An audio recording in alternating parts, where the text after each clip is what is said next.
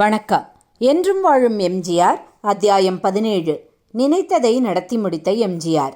பொதுவாக ஒரு மாநில முதல்வர் மக்கள் நலத்திட்டம் அல்லது வேறு பல திட்டம் என எதுவாக இருப்பினும் அதை செயல்படுத்த முனையும் போது முதலில் துறை சார்ந்த IAS அதிகாரிகளுடன் கலந்து ஆலோசித்து திட்டம் செயல்படுத்தப்பட நடைமுறை சாத்தியம் உள்ளதா எனவும் நிதி ஆதாரம் மற்றும் பல்வேறு ஆலோசனைகளை பெற்ற பின்னரே அதற்கு செயல் வடிவம் கொடுப்பார்கள். இதில் அரசில் உள்ள IAS அதிகாரிகளின் ஆலோசனை சற்று முன்னேற்ற பாதையில் இல்லை என்றால் திட்டம் செயல்படுத்தப்படாமல் கைவிடும் நிலையும் வரும். இதில் எம்ஜிஆர் சற்று விதிவிலக்கானவர்.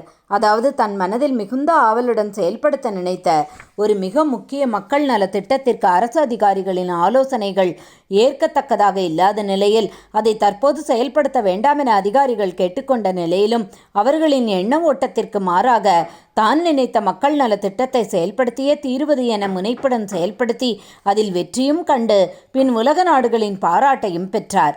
ஆம், அந்த திட்டம்தான் மகத்தான சத்துணவு திட்டம்.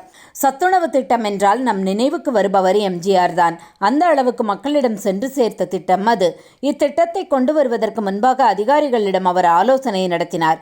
மாநில அரசில் தற்போது நிதி ஆதாரம் இல்லையே என ஒரு அதிகாரி தெரிவித்தார். உடனே எம்ஜிஆர், பணம் இல்லையா, மனம் இல்லையா, உங்களுக்கு எவ்வளவு பணம் வேண்டும், நன்கொடை திரட்டி தருகிறேன் என்று கூறி இத்திட்டத்தின் மீது தனக்குள்ள ஆழ்ந்த பற்றை வெளிப்படுத்தினார். அதேபோல தனது நம்பிக்கைக்குரிய முக்கிய IPS அதிகாரியான மோகன்தாஸிடம் தான் செயல்படுத்த போகும் திட்டத்தை பற்றி எம்ஜிஆர் கூறிய போது அவரும் இத்திட்டத்திற்கு முதலில் ஆட்சேபனை தெரிவித்தார்.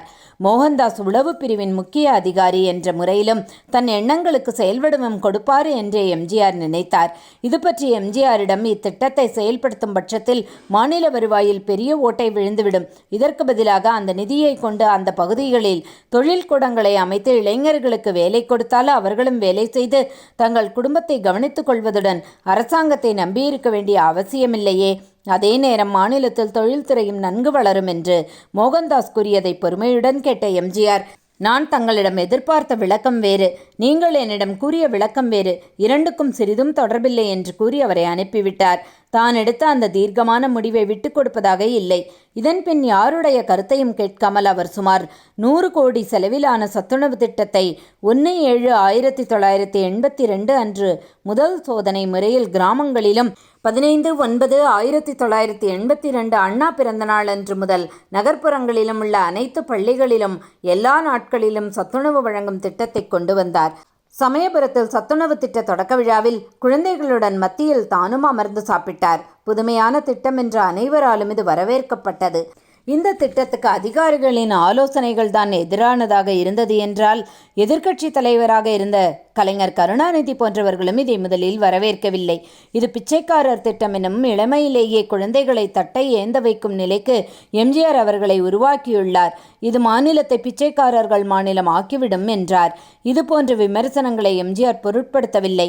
மாறாக செல்லும் இடங்களிலெல்லாம் மக்களிடம் கருணாநிதியின் கருத்தை சுட்டிக்காட்டி, நான் உங்களை பிச்சைக்காரர்கள் ஆக்கிவிட்டேன் என கலைஞர் கருணாநிதி அவர்கள் கூறுகிறார், அப்படித்தானா என கூறியதை கேட்ட மக்கள் உணர்ச்சி கொந்தளிக்க, இல்லை, இல்லவே இல்லை என கூறியதை கேட்டு பெருமகிழ்ச்சி அடைந்தார்.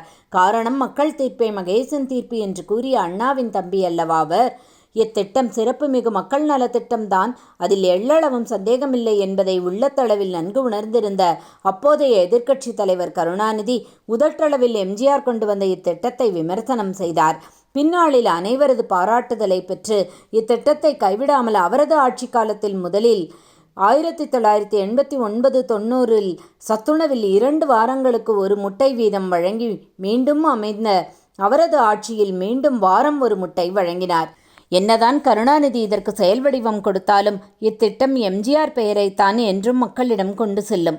உலக வங்கி உள்பட உலக நாடுகளின் பாராட்டுதலை பெற்ற சத்துணவு திட்டம் செயல்படுத்தப்படும் போது அதிகாரிகளின் போதிய ஆதரவு கிடைக்காத நிலையில் அரசியல் கட்சி தலைவர்களின் விமர்சனம் போன்றவற்றால் ஒருவேளை எம்ஜிஆர் திட்டத்தை செயல்படுத்தாமல் விட்டிருந்தால் இன்று லட்சக்கணக்கான ஏழை குழந்தைகள் பலனடைந்திருக்க மாட்டார்கள். லட்சக்கணக்கான ஊழியர்கள் வேலை கிடைத்து பணியாற்றி இருக்க மாட்டார்கள்.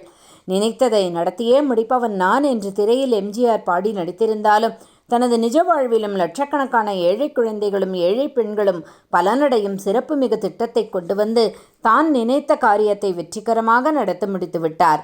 தனது திரையுலக வாழ்வுக்கும் நிஜ வாழ்வுக்கும் இடைவெளி இல்லாது வாழ்ந்து காட்டியவர் எம்ஜிஆர் என்பதற்கு அவரது வாழ்வில் இது போன்ற இன்னும் ஏராளமான சம்பவங்கள் உண்டு. என்றும் வாழும் எம்ஜிஆர் அத்தியாயம் 18 கேட்க தொடர்ந்து இணைப்பில் இருங்கள். மீண்டும் சந்திக்கும் வரை நன்றி, வணக்கம்.